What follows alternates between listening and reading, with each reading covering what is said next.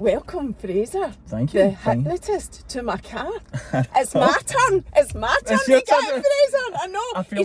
I feel like I'm just going round Scotland hypnotising all the different podcasters. It's like, it's your turn today, it's your turn today. And the influencers, you had your big day on Tuesday, which is a big secret. Oh my Nobody goodness. knows anything That about was it. mental. It was crazy. At one point, Ravy Davy was trying to do a backflip off a table, and Hawaii 5-0 obviously didn't want to be outdone, decided to do another backflip, and I was just like, I'm going to get sued. Career's over. I'm going to get sued. I know somebody will get injured, but I noticed you're insured anyway. I just want to say, so I have to say this, I deliberately, we've been talking since March now, right? And this has been on the card since March. I've stalked you since March. And you've done, I've stalked you, boy, by the way. That's hilarious. And you have done loads of podcasts. Yep. And I don't know if you noticed, I deliberately avoided them. And the reason I deliberately avoided them was because I want to find out for myself, after you, what it is that you do, right? Do it. Because I said to you, I've been hypnotised 3 times before. Oh, have you?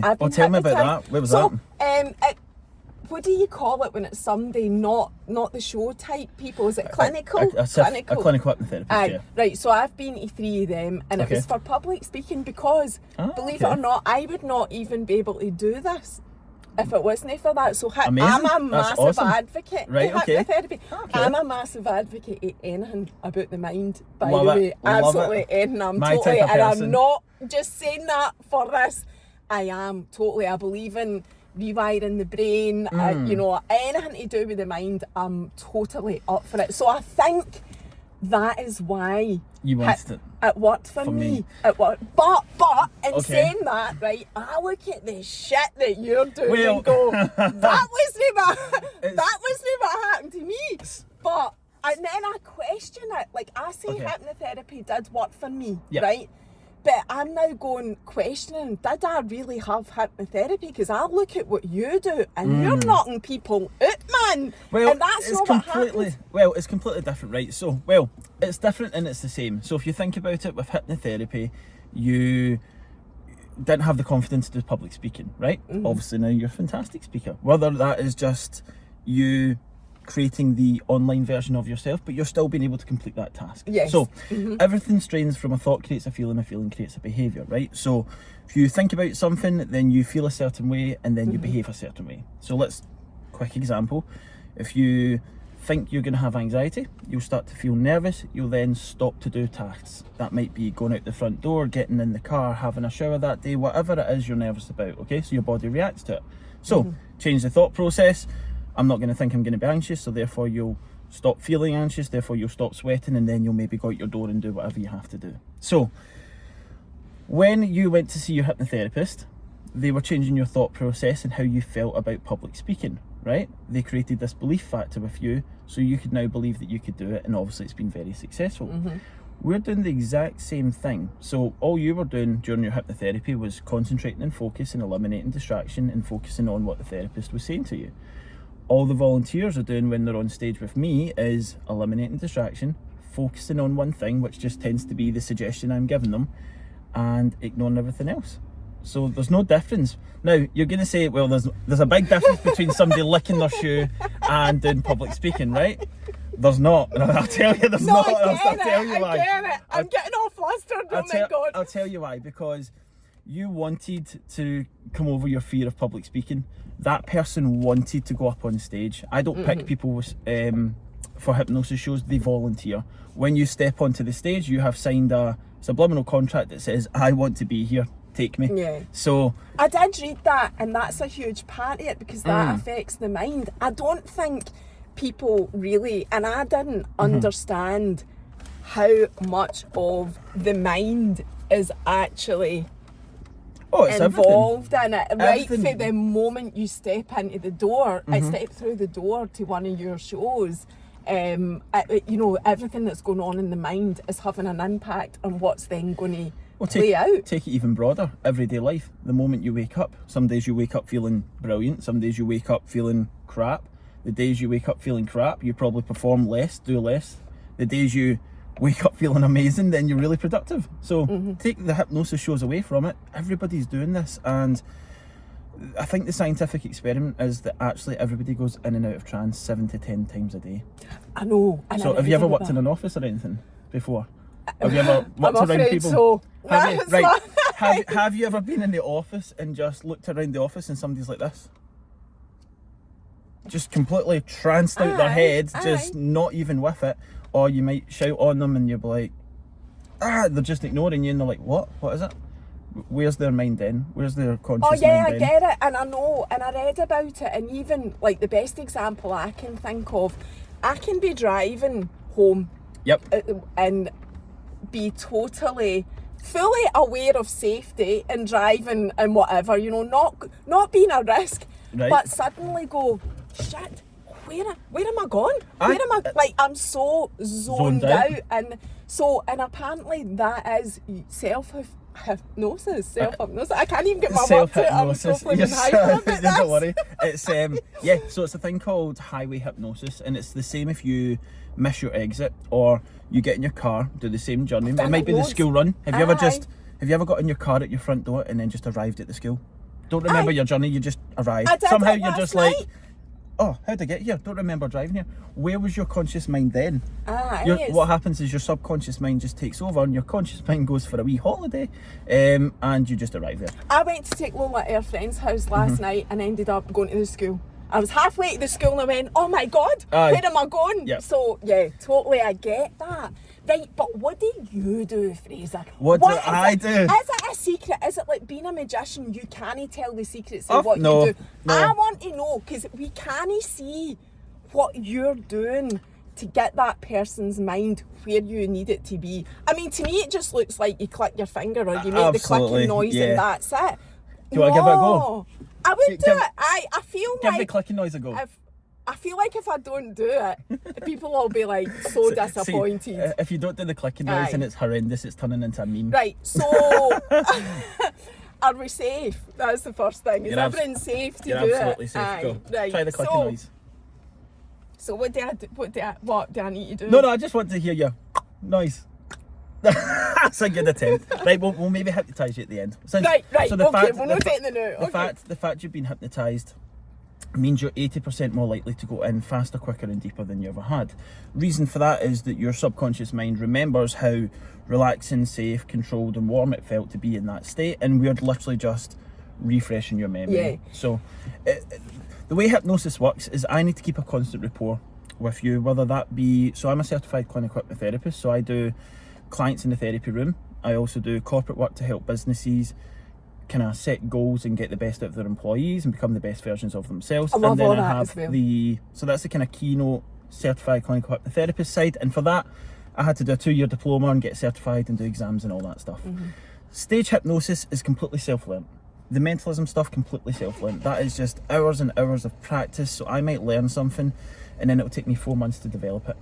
It might be all about showmanship, and it's the way I'm going to put a message into your mind. There's a lot of subliminal messaging through it, there's a lot of misdirection through it, and there's a lot of, I suppose, I'm trying to read signals off of you, so it's like small microfilament movements. So when I'm asking you questions or whatnot, depending how you answer, communication is built up through body language, tone, and it's actually only 7% of the words that we speak is communication. So the rest is all body language and tone, which gives me a lot to go off of to find out answers to blow your mind with. Does that make sense? I've got to be the perfect candidate for you, man. Got to be. Absolutely. See if it doesn't work, I'll be gutted.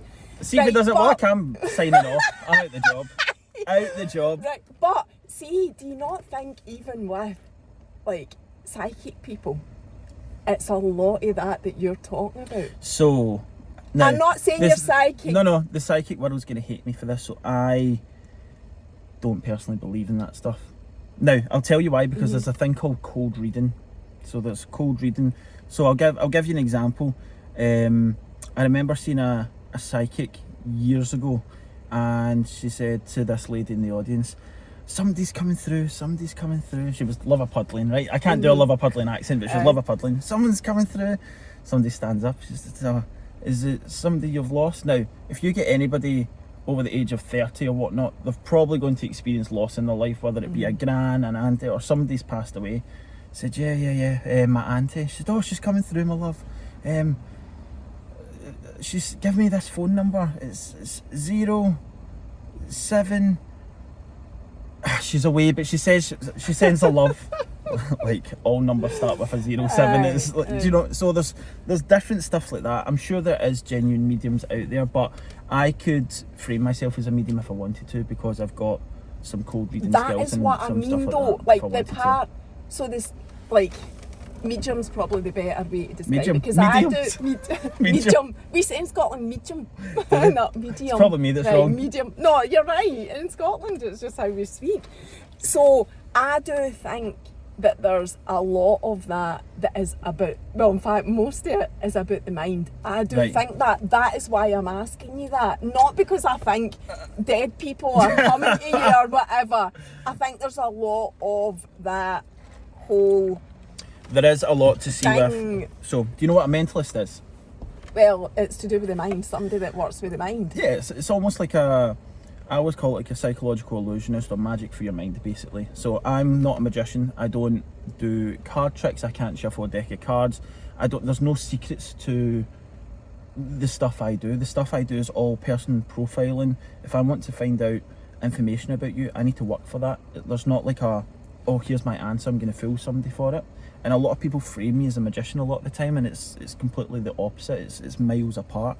So I'm all about tapping into communications and the stories and how we communicate, but not so much the story you're telling me, but the story that I'm telling myself and how I interpret the words that you're telling me. Does that make sense? So I'm kind of looking at it on a deeper level, and then when you start to build these bonds and subconscious connections with people, especially in a stage or a theatre environment, incredible things can happen. I remember when I was doing with the influencers, somebody was doing a drawing and I was just listening for the way her pen was writing and the way she answered stuff and described it, built up colours in my mind, and we actually ended up getting the same drawing when I was back to back and blindfolded and people standing around me, which is awesome. Wow. And you create these moments that look like magic but aren't, if that makes sense. It's just the power of the mind. Power of connection with everybody.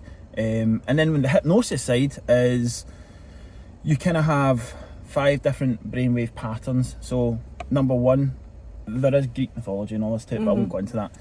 So we'll just call it brain pattern number 1. So brain pattern number 1 is your fight or flight system. So if somebody's going to rob you, whether you freeze or whether you react, whether you punch them in the face. Brainwave pattern number 2 is what we're in. Just your kind of everyday, stressful, day-to-day life, you know, sitting in a car park at Starbucks, listening to Hypnotist talk a lot of shite. Brainwave pattern 3 is if you've ever been watching a movie and felt the emotion in the movie, even though you know it's fake, but you've invested and you've convinced yourself in your belief system that is real to you in that moment, you feel that emotion, that's a form of hypnosis, but with your eyes open. Another example is if you're scrolling on your phone and somebody's sitting beside you shouting on your name, but you don't hear them until they come and whack you on the head. How can your brain plug out somebody's voice sitting right beside you? Again, eliminating distraction, focus and concentration, right? That's hypnosis. Brainwave 4 is that, but on a deeper level with your eyes shut, so that there's taking away one of your senses so that you can focus and concentrate more. And then what do you think brainwave pattern 5 is? When you're asleep. When you're asleep. So a lot of people think, because we say the word sleep, that you're going to be sleeping, you're going to be unconscious, you're not going to hear anything. It's not like that at all. And with you being hypnotised before, you can probably relate and say, yes, it is relaxing and whatnot, but you can still hear everything that's going on around you. You just choose to focus and concentrate on what's happening in that moment, or whoever's speaking to you, connecting with you. Right, so in a stage environment then, how do you build up that connection before you invite people up to the stage? Perfect, lovely question. I've got hundreds of questions. I love it. Okay, so think about it, right? So I'm headlining the Edinburgh Fringe on the 15th to the 27th. I will share the life out between now and August. Shameless plug. I will get on the stage as well. That's alright, be wicked. So if you think about it, so for example, if you shows... love me, obviously, probably a million people wanting to go. You're a very special person. I'm sure I can get you some free tickets, don't worry. So if you imagine, so that show's now away in what, August? So we're doing 13 nights of August. So all the posters and stuff are already made up. It's already in the Fringe brochure. It's on the Fringe website. It's on the PR company's website. I've started sharing it on social media. People I have shared it as well. Yeah, people are getting excited about it. People are starting to see it. So what happens is it starts to create this buzz, and then people are like, oh, will I get tickets? Will I not?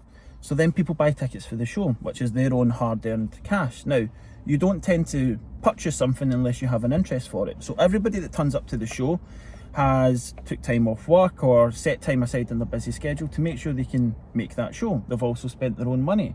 So there has to be a want there. They either want to see people getting hypnotised, or they are curious about being hypnotised themselves. Okay, so you have 50% interested, 50% that just want to watch. Of that 50% that are interested, I then come up and speak to everybody and take away all the fears and phobias of, it's not mind control, you're not going to do this, I can't make anybody do this, blah blah blah blah blah. So then those doubts of, oh, I was interested in being hypnotised but I was scared in case this has happened, that's now been eliminated. So now it leaves you with only one option. Oh, I'll need to come up and volunteer. I don't pick people, they volunteer, so then they're signing the contract of, I want to be there. Anybody that wants to be hypnotised will be hypnotised. That's just how it goes. The want of the belief system, if you've invested enough. I then do some psychological testing with the people up on stage, and from there I can see who responds really well, who's got a great imagination, who's going to be animated for the show, because anybody can be hypnotised, but it's a certain percentage of people that are really good for show, because I don't just need people hypnotised, I need people who are going to be very entertaining on the show. So for the first bit, I'm thinking about all these things, putting people in placement and orders to make sure that it's looking best for the audience while doing the psychological testing, while remembering in my head who I'm going to use for what later on. So lots happening in my head, whereas I just look as if I'm just walking around. You're profiling people. The minute somebody gets up on the stage, you're sussing them out as much as you can. Absolutely. And see all that, like the whole psychological testing, I don't see you doing anything off camera or off stage or anything. Do you do it all in front of people so they can see it happening? The only time we don't do stuff on camera is if it's for television, purely because you don't want people at home getting hypnotised. That's it. Everything else is completely live. So if you come see my show, I do everything into the microphone. I don't do anything off board or away. You'll see absolutely everything. And you're right, technically, if you repeated that to the T and done exactly how I done it, you would hypnotise somebody. So we would need to do that off camera? No, like because, so difference, because you've been hypnotised before, I don't actually need to do a full induction with you. I can just put you right under in about 10 seconds. 10 seconds and you'll just go. So the good thing about that is, once you've been hypnotised before, you're 80% more likely to go deeper, faster, even more. If you want to, of course. If somebody didn't want to, then it's a bit different. I do. I'm a wee bit apprehensive, but I think that's understandable. Tell me why you're apprehensive. Just because I've never been hypnotised, I don't think to the level that you do it. But I'm still going to Tell me about your therapy session. What happened? So the first one, it was a guy, and I travelled for that, and I felt like when I came away, I felt amazing after it. That is one thing. Can I ask you a quick question? See, when you went to go see your hypnotherapist, now the reason I'm saying this is because this is my pet hate. I have a lot of people that come to me for hypnotherapy and they say, oh, I've seen a hypnotherapist before, but it just didn't work. And I say, right, okay, no worries, absolutely fine. Ask a wee bit more background. Then I say, did you ask for proof of insurance? Did you ask to see their diploma or their qualification to see if they're registered with the governing bodies? Oh no, I never thought of that. Well, the odds are they're probably not a certified clinical hypnotherapist. And I don't know, if you're going to go see a personal trainer or a physiotherapist, you'd go see a qualified one. Why would you treat your mental health any differently? So if you're going to see a hypnotherapist, please check up, do your research, make sure they are who they are. Right, the other thing is, well, just to add on to what you're saying, I noticed way back in your page you were treating people for things like stopping smoking. Still do. All of that. So I just wanted to put that out there. So you're still taking requests to do that type of thing? Yes, so it's a wee bit different now. Things are getting busier. Right. And anxiety, I noticed that was there. Anxiety is a massive one. I know you've got your own story and we won't come No, absolutely. Anxiety is probably the biggest, it's probably the hardest one as well, because a lot of people will come to me and say, how much for an anxiety session? And I say, well, so anxiety is a minimum of 4 sessions, because you have no idea what you're going to be diving into. I might need to do child regression, I might need to do psychodynamic analysis. People might have trauma because a lot of people come to me and they say, I don't know why I'm anxious. So now it's my job to go figure out the root of that. That's not going to happen in one session and fixing you in one session. Absolutely no way, because of that anxiety, there might be a couple of things built up to that. So you need to take things in little parts, and it's a partnership of working with your therapist. And I will set you targets to achieve every week, and then if you're not quite there, then we go back and focus on it and spend more time. So anxiety can be anything from 4 sessions to 2-3 months. It just literally depends on how severe or what's going on. And I'm quite a stickler when I take on clients. I have a consultation form. I don't just take anybody, because you'll get people that, for example, stop smoking. One person's just had a heart attack, they hate the smell, they hate the taste, they've seen the doctor, they really need to stop, and they just can't break the habit. And then you'll have another person that enjoys a cigarette, but the wife's booked them £100 voucher to come see me because they want them to stop smoking. Who's it going to work for? Person one, you need to be in the right mindset for therapy. I totally agree with and that. I don't take anybody on that's not there, because although it's a business, my passion's helping people and become the best version. That's what I absolutely love. So I'll happily turn people away again and again and again if you're not quite ready for it. Yeah, if you don't believe in it, it definitely doesn't work. So because it's just taking your money, and I feel bad. Yeah, there is a bit of a moral compass there. The thing about you is you are a fully qualified mental therapist. That's what you are. And it's not just about the showman. No. You actually, and I discovered that when I did my stalking. But so when I went to my first hypnotherapy session, I didn't feel it immediately as in, oh, I think I'm fixed. That's me fixed. And I didn't feel it immediately after the next 2 either, but I went to somebody different for the next 2. And I did feel more of an impact after those 2 than I did the first one. But I do think the first one did still have its impact, but it wasn't as good. And what I would also say is it's a kind of realisation. It's not like you're just suddenly absolutely shit hot. Well, for me it wasn't. That's how I felt. I was like, I'm not immediately amazing at this, That's but so I can do it. But as time has went on, and even now 3 years down the line since I last had it, I still think to myself, that is still working on me. That is still getting better. We'll give you a wee top up today. Absolutely. Getting better and improving. That's the thing. A lot of people think, oh my goodness, it's a magic wand. Now, for things like stop smoking, yes, in an hour, you're done. Phobias and fears, yes, in an hour, you're done. I had somebody that came to me, couldn't get on a plane for 10 years without getting absolutely hammered because they were just such an anxious flyer. Came to see me, an hour, done. Went on a flight about a week later. Same with somebody coming to the dentist, same with somebody wanted to stop smoking. But that's because my process is so tight to get in. I make sure you're ready for it, and amazing things can happen. But with therapy, there's no guarantee. I'm not a doctor. I'm not handing you medication. You're doing all the work. And the crazy thing is, this is my favourite thing about therapy, is when the client realises that it's not me, it's them. I'm just helping you discover your underlying potential that you've always had. I'm just helping you become the best version of yourself. So it's nothing to do with me. You're doing it all. I'm just like your wee tour guide with a map, helping you get there. Because everybody has this inner mental strength that they don't even know we had. You just need to find it. Right, so my next question is, what is it that you do that helps the client get into that space? Because I struggle sometimes with it myself. But how? I want to know more. How? I want to know exactly what it is that you're doing in their mind. This is where it raises the question. Right. Is it like a magician? Is it a secret? You can't share that. No. Depending what it's for. This is funny because the last podcast I was on, they've now decided they'll be amazing Alex, and then you're doing this, and then I'll go on something later on. I'm going to be out the job, but no, there's no secret to it. So, for example, don't think you will be. There's not many people can take a stage and go, I'm going to hypnotise. No way. But I do want to be able to do it to a certain extent to myself. Of course. Well, all hypnosis is self-hypnosis. Absolutely 100%. And I have first-hand experience for that, for changing my own mindset. So, for example, let me think of something easy.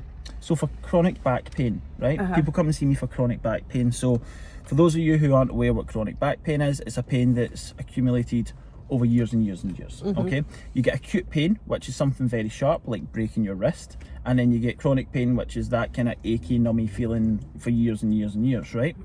So, acute pain, you broke your wrist. You go to the doctors, they bandage you up, you feel a lot better, your wrist is healed. However, you will find people, and you'll know them, oh, I've got a bad wrist. I've got a bad wrist. Since I broke my hand 34 years ago, I've got a bad wrist. Now, they've been completely medically discharged, okay? The bones have re-healed, everything's developed, but what happens is they've created a pattern of behaviour that's been learnt. They've learnt that that was sore at the time, so it's always going to be sore. They've convinced themselves that it will always be sore. So, what my job is to come and undo that learned behaviour of pattern. Now, for you to receive pain, for you to receive and feel pain, you see if you touch something hot, you will get pain receivers that will go through all the way there, send a wee signal through your central nervous system, which will go up to your brain. Your brain then sends a signal back to your central nervous system, which then comes out to your pain receivers, and then you feel pain. It happens very quickly like that, but it needs to do this movement, okay? It needs to go all the way in to come all the way out. So with chronic pain, again, the signal's not there, but because you're a learnt behaviour, it will send a signal that you think you're going to be going through pain, and then my job is I change the signal coming back out. That was a very complicated way of just saying we change the signal. That still doesn't explain it. No. So what do you do to create that change? Is there a secret I think there is a secret. Is there a secret technique? Okay, right, I think I know what you're asking. What do? I tap into people's subconscious mind and give them suggestions, because your subconscious mind is always more powerful than your conscious mind. It makes you highly suggestible, so when you put suggestions in it, you will tend to follow it. And is it purely from what you say? You are changing that is it, from what you say. Oh no, I hand out £20 notes and say, just answer the question. What do you mean, is it just what you say? Is it just like people are going under like that, right? As I keep saying, right? Like let me explain this then, right? Okay, so you wonder how people just drop. Aye. Right. Okay. Cool. So, and you see this on stage. I'll do a thing called a hypnotic induction. Hypnotic induction is a way to induce somebody into a state of subconsciousness for hypnosis, right? That's probably anywhere between a 3 to 5 minute process. After that hypnotic state is induced, you are then at a level of deepness that you will then follow suggestions. I will then give the suggestion that anytime I say the word sleep, you will instantly immediately go back into this wonderful state of relaxation. That's when I and only I say the word sleep. You're going already. You're going to be great in a minute. I can feel it. Right? I can feel it. And that is a suggestion. Now remember, what happens when we're in hypnosis? We're highly suggestible. So when I say sleep, you're just following a suggestion. The same as if I was to say when you wake up, you won't be a smoker. Just the same as if I say when you wake up, your hand will be stuck to your head. It's only a suggestion. So I could say, the next time I say the word disco ball, you'll instantly immediately go back into this wonderful state. It's not, we just say the word sleep because that's what hypnotists are known for. It doesn't mean anything, but that's what it is. It's just a suggestion. And it is just the words and phrases and everything that you use that puts the... So I speak in a thing called hypnotic language patterns. Which Don't even start it, you're giving me goosebumps. No. which will make absolutely no sense to your... Will make absolutely no sense to your conscious mind. But subconsciously you'll see things in absolutely vivid, clear detail. Right, before we start on me though, I want your story as well. So you've answered that. I was really curious to that. Does that kind of explain it? It does. And also, I think the fact that some people don't go under, and I did know this anyway, and it comes down to not being up for it. Yeah, so I can be the most amazing hypnotist in the world. If you don't want to be hypnotised, you will never be hypnotised. The want must be there. Everybody can be hypnotised, but just to what degree? Okay, does that make sense? So people on stage, I'm looking for the top 2.5% in a room. People for hypnotherapy, doesn't matter.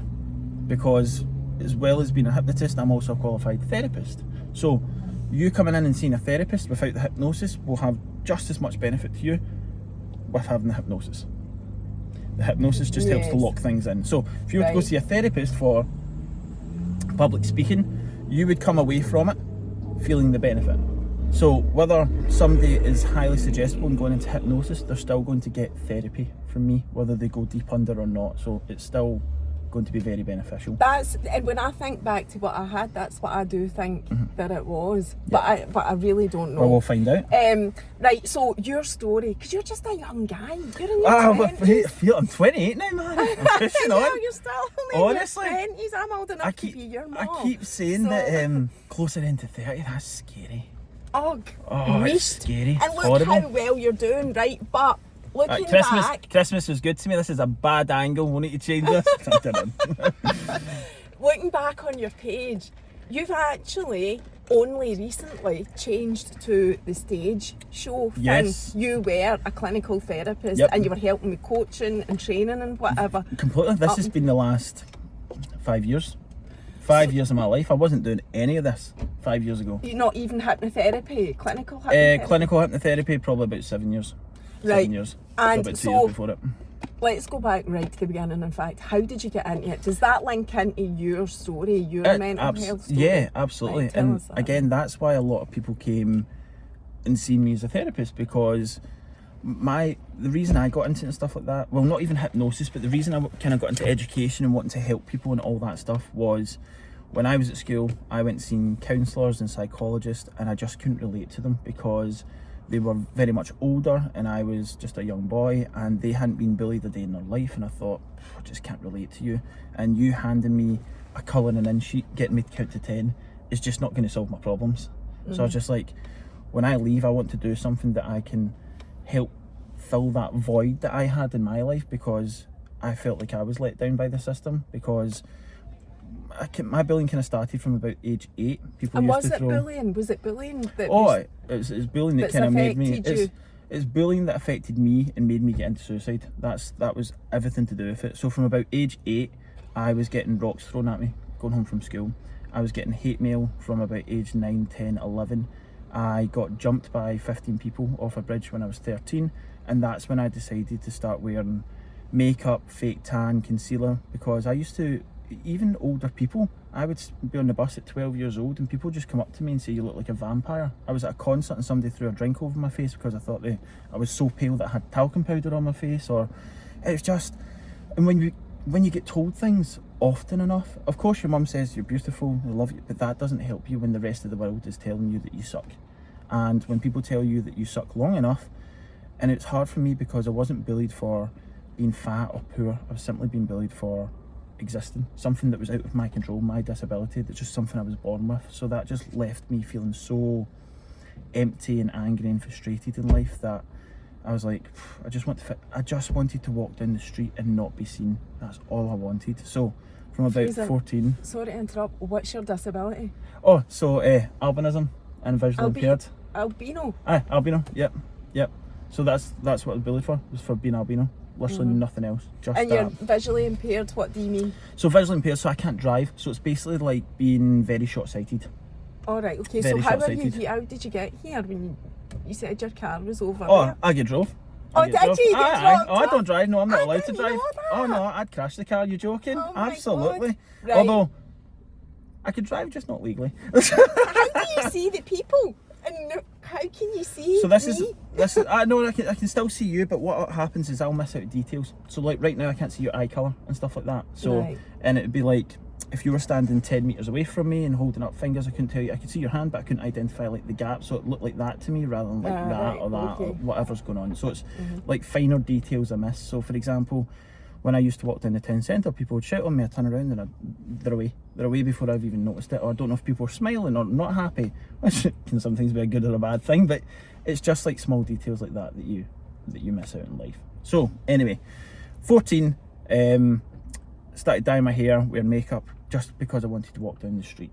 And that worked for me, or was my coping mechanism for about 10 to 13 years. And then sticking with that whole you want to make a difference thing, I was at university studying to be a primary school teacher. I was working as a nursery teacher at the time, and then I was at university and I got diagnosed with dyslexia. I had some problems at home and everything just kind of hit me. I was like, I'm just living the biggest lie in the whole world. For 13 years I've just been covering up who I am. I'm so unhappy. I was working a job that I didn't enjoy, I wasn't passionate about, because I wanted to get this end goal of helping people, and then I was like, how can I even help people if I'm not even helping myself, you know? and I just recently moved out and bought my first flat, so I was absolutely skint, because that's what happens when you first buy your own place. You're skint.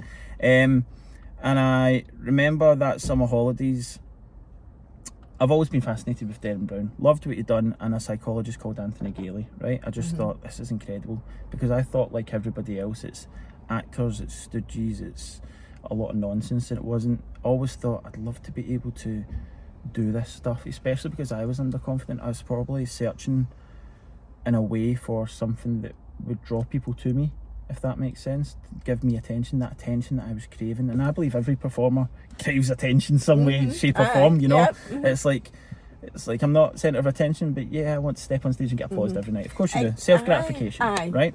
So I started looking into hypnosis and what it was, and I ended up just watching it for hours upon hours upon hours, buying any audio book or normal book or YouTube, and the stage stuff was all self-taught to begin with.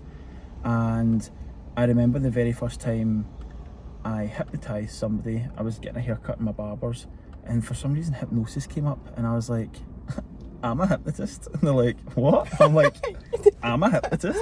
Were you joking, or did you believe that you were? Nah, at that point? Totally ballsed it, right? So anyway, so he says, nah, and I went, mate, I am a hypnotist, you know, just confident. And then he's like, fine, hypnotise me.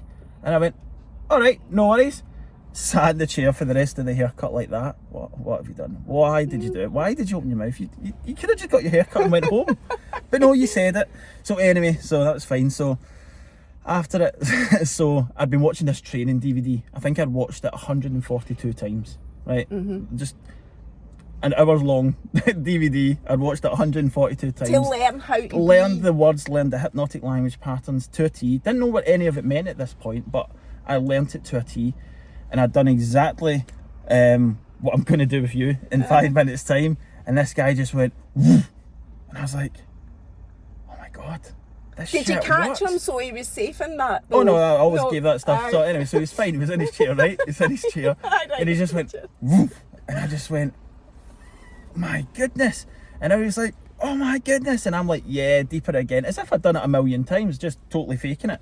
And anyway, so I woke him back up.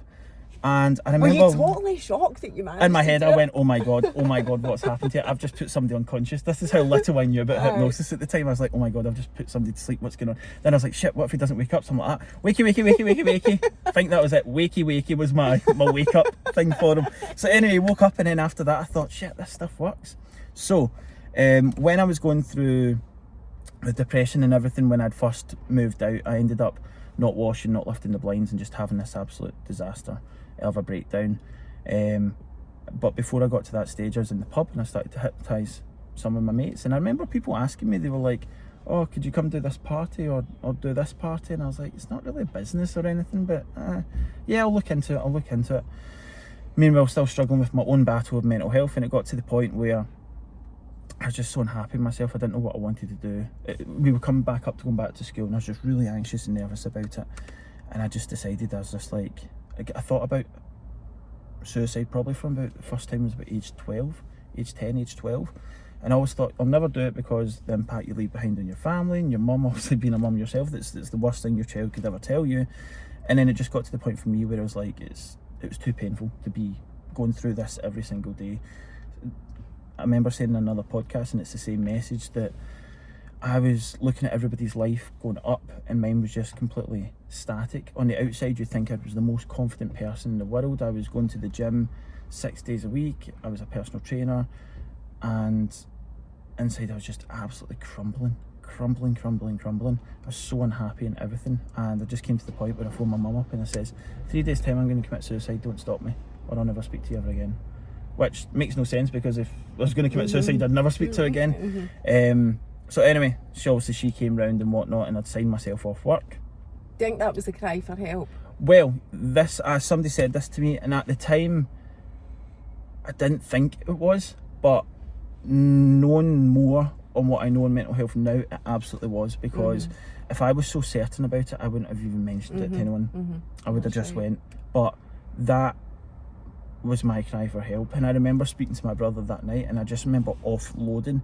And he said something that he said to me, he said, "You're not depressed." And that really caught me off, because up until that point, people were really model coddling me, and it's the first time anybody challenged me to be like, "No, you're not, you can do this. Like, let's get you." And again, at the end of the call, it was very reassuring and loving, right? But just that initial bam, I was just like, "What do you mean? I'm committing suicide. Don't tell me I'm not depressed," like, kind of thing. And I was just so blown away. And he said, "What do you want to do?" And I said, "I want to be a hypnotist." And he's like, "What?" And I was like, I want to be a hypnotist." And he says, "Well, do it then." And I says, "No, I can't. I'm skint. I've got no funding for a business, blah, blah, blah." And he said, "You're giving me millions of reasons as to why you're not going to do it." He says, "But you're not focusing on the one reason as to why you should, and that's your own happiness." And I thought, shit, you're right. You're absolutely right. So that night, I went to bed and I thought, I've been hypnotising everybody. I know a wee bit more about hypnosis. All hypnosis is self-hypnosis. Let's give this a go. Let's see if it works. And the next day, I gave myself the suggestion of "I am enough." That was it. 3 simple words. I thought at that point, or would you call it hypnosis? No, I definitely, so I'd done the full relaxation and everything for it. But at the same time, I was just thinking to myself, I am enough. And then I just went off to sleep that night, not thinking it was anything more than, as you say, I thought of what it was. The next morning I woke up and I just had this undesirable desire to shave off my hair and just be me. Shaved off all my hair, binned off all my fake tan and makeup. Now, I used to spend £300 to £400 a month on makeup, fake tan and dye my hair. If I had one white hair, I wouldn't go out that weekend. Plans cancelled, nothing. And I just shaved it all off the next day. And I've never ever looked back. And from that moment, I cancelled my sick line from work, went straight back, saved up £3,500 of my own money while working full time to pay for my diploma to study privately, got my certification, got my insurance, and then my brother gave me an opportunity to do a hypnosis show at his business awards evening, and I'd done it, and I remember feeling sick in the morning, but I'd done it, and I'd done some theatre when I was younger, and it was the first time in honestly about 10 to 12 years that I just forgot about how I looked, and I just felt completely free. And I thought, this is what I want to do for the rest of my life. And luckily enough, just before COVID, the kind of Daily Record and stuff got a hold of it. I got invited onto radio, and then here we are 5 years later, hypnotising influencers. I presented in America at a conference. I'm doing the Fringe Festival, and I've got my first theatre tour lined up. So it's been absolutely mental. How did you get the Fringe? How did that happen? Like, what are you doing now? Have you got an agent? Like, how did you go from that zero to hero? And I know you're still on your path. We're still on the path. It's not there. See, when you're doing well in life, look to somebody to your right and they're way up there. But don't do that. Don't compare yourself. So how did this come about?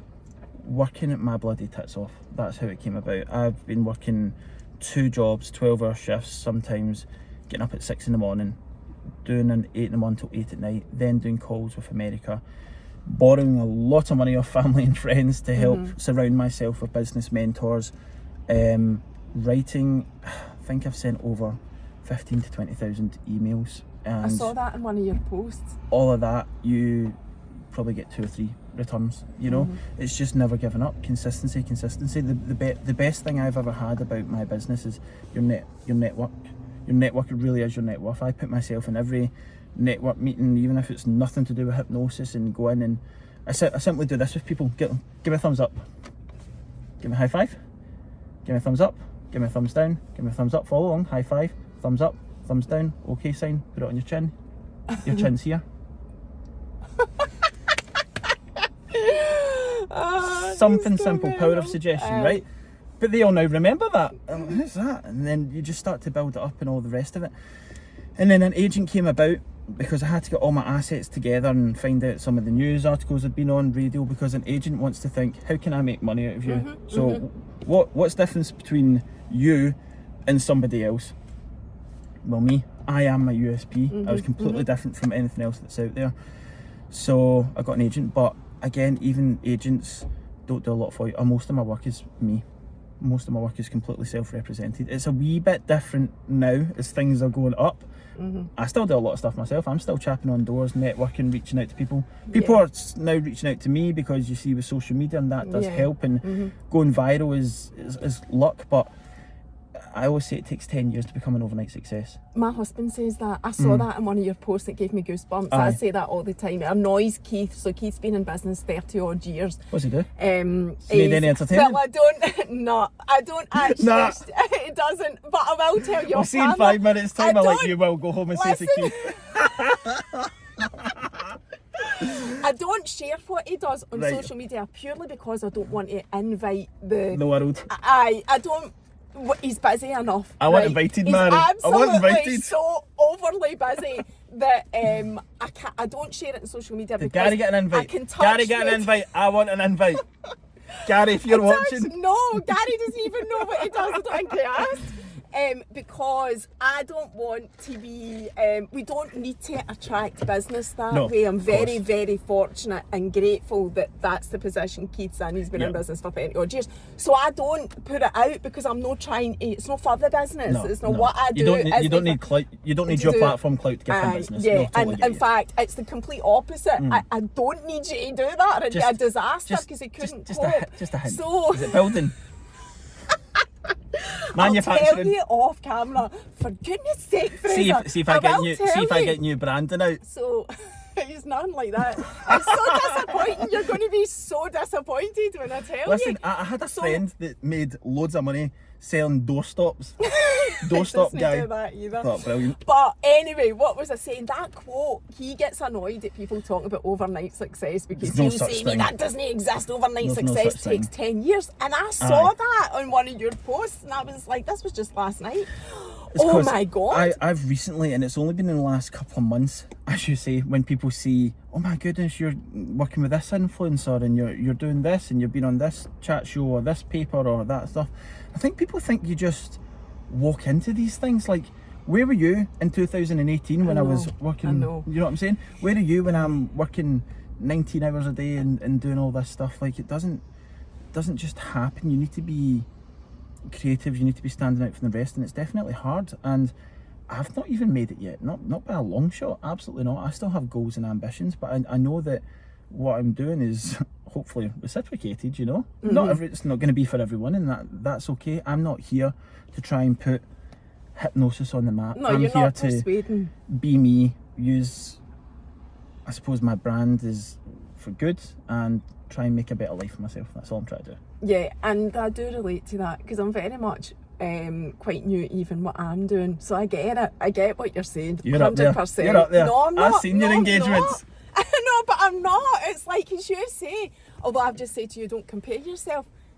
I can look to the person at the right and go, holy smoke, you know, that's podcast success, you know. That's so what keeps you grounded, and that's what keeps you hungry. Yeah. And as you say, don't compare yourself, but compare yourself. there's a thing, there's something in that comparing yourself, but I think you need to be able to.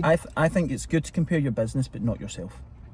I think you shouldn't be competing with how you look or your image, or that girl's got benches that much or she's that size. I don't think any of that should be competition, but I definitely think it's healthy to have a look at your brand and what your channel's doing and thinking, right, well, why are they getting more views, or what is it they're doing, kind of thing, and not so much replicating it or doing it, but taking little nuggets and making it your own. Yeah, and that's there is something. I'm not the very first hypnotist in the world to be putting somebody on holiday. You know what I'm saying? I'm taking ideas from the greats and making them into my own. Yes, and it is actually really difficult to create your own thing because the whole way you're going against the grain, you're going against deemed societal expectations that are okay. You know, you're going against things all the time when you're being yourself, and I totally relate to the thing about you're constantly asking. That was how I started out. You know, the number of people that I've asked to come and chat compared to the number of people that have actually came and chatted. And not everybody needs to, you know, it's fine. It's like you're saying, not everybody needs to be up for it. But it's no easy. And you could easily, it's easier to go, do you know what? Fuck this. I am not doing this anymore. That's the easier we all get option. days like that. We all get days like that. You know, especially when we're tired or we're drained. I remember I got my first international thing by completely using artistic license, not lying, just bending the truth a little bit, and then I got that, and that was a big lift up in my profile. I wouldn't have got there the way I got there was I found other successful people, sent them messages on Facebook and says, hey, I love what you do, can I have 10 minutes to pick your brain? I would get on a call with them, because once you get on a call with somebody, it's so much easier. And then I would say to them, and I was looking for an agent at the time, and I was like, oh, I'm really looking for agent representation in America, right? Didn't even have any in the UK at this point, but I thought, I'm shooting for America. I just thought, my goodness, right. Anyway, so there was no. And you've been over this is now, but this is how it all gets started. And I'm like, and they were like, no. And what had happened is they're just about to go off the phone call. I would say, right, I know this isn't right for you, but do you have anybody in mind that you could possibly put me in contact with? Oh, this might be great. Can you introduce us? So it's now coming through you. Brilliant. And it wasn't until the fourth person that I eventually got through for the conference. Winged it, sold myself, and then got out there. And that's just from consistency of not giving up. And it's the same when I'm on stage. People say to me, it just looks flawless. Everything's just connecting and all the rest. My show took 1.5 years to write. So you think about it, I've got this massive 80 to 100 page script that I'm creating and writing myself, and then I'm learning it. And then I might learn something to do with mentalism, and I might learn the kind of framework and the process of how to do it in a week. It might take me 4 months to perfect it and show somebody. These things take so long to do, but that's the difference between having a great performance and an amazing performance. And you only get one shot on like cruise ships or a big theatre. If you make an ass of your show and people don't want to come back to it, then your career might not even get off the ground. So I want to go out there every single night, especially when people have paid their hard-earned money, and go, you know what, you're going to get the best bloody show you've ever seen, whether it's 10 or 1,000. I don't care. Everybody's going to get the same level from me. And I think that's the same with anybody. Yeah, I think that's so the same it's with commitment. Right, we're at 51 minutes. Ready? Fraser. Well, it's okay. It'll take me about 40 seconds to put you under, so it's absolutely fine. I hope it works. You hope it works? Okay, tell me why it wouldn't work. Listen, talk to me. No, just because I'm nervous. Right, why are you nervous? Just, I don't know. Is it not normal for people to be nervous if they think they're going to get hypnotised? No, because you'll remember exactly how it feels. Because you've been hypnotised before. You know what to expect. I do know the relaxation thing. I'm going to move the camera a wee bit more on me then. Absolutely fine. And so what I would say to you is, don't touch it. If anything needs edited, I'll do the editing, right? So when you wake me back up, but I'll you're turn going to it hear off. everything. I'm just saying, man. I'm just saying. Take your glass off. Right, let's try. Take your glass off. Excellent. Okay, cool. So we'll try something very quickly, simply. Put your hands together for me, just like this. Now, bring your fingers apart just like a goalpost here. Excellent. I want you to focus on that middle point there. And when I say, I want you to start to squeeze your hands together, because what's going to happen is that finger and that finger, I want you to imagine there's going to be magnets on them. And when you start to squeeze those hands and I click my fingers, those magnets will just start to come together. Make sense? Start to squeeze those hands now and start to discover now, seeing those fingers getting closer and closer and closer together. You can choose to resist it, but that's not why you're here. Allow them to sink and drift and flow all the way in deeper and deeper. That's it. Allow them to get quicker, faster, locking, tighter and tighter. Start to imagine now that there's a band going all the way around these fingers as they start to get tighter as you squeeze those hands tighter now, Mhairi. The tighter you squeeze, the deeper you go. The deeper you go, the better you feel. In fact, the tighter you squeeze, the more stuck they become. The more stuck they become, the tighter those hands get. The tighter those hands get, the better you feel. If those hands shake, just allow it to happen and want it to happen as you keep focusing on that point there. As you start to squeeze, now you can squeeze tighter than that. The tighter you squeeze, they're locking now, locking, stuck together, stuck like glue, stuck like super glue. Those hands are completely locked and stuck like glue.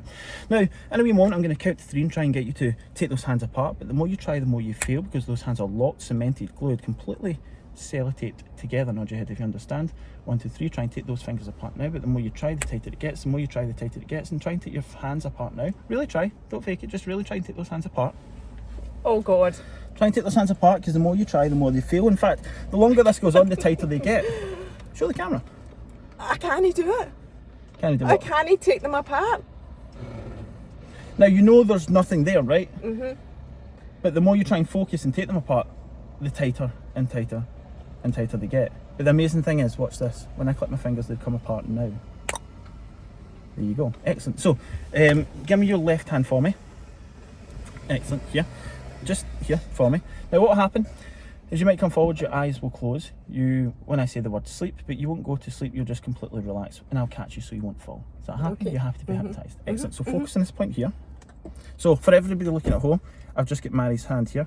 It's just going to focus at the end here, okay? So I want to focus on here, and I want you to push all your body weight on me now. Push all your body weight. Come on, push down harder. You can push harder than that. Harder. Push all the way down. Focus here. Keep looking here. All the way down. Keep focusing. Pushing harder. Push harder. All the way down. Push. Keep on. You can push harder. Sleep. Deeper and deeper. Deeper and deeper. The deeper you go, the better you feel. The better you feel, the deeper you go as you sink and drift and float all the way down, Mhairi, to a wonderful state of relaxation. That's right.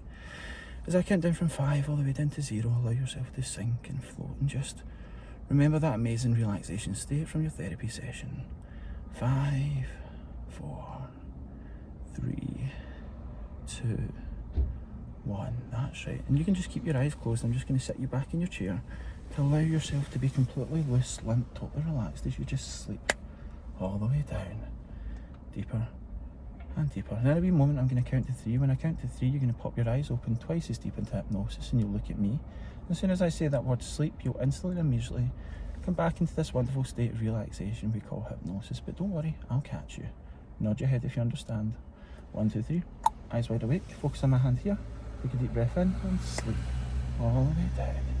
Deeper and deeper. The deeper you go, the better you feel. The better you feel, the deeper you go. If you just allow me control of this hand, just allow this hand to be completely stuck, cemented, locked now here.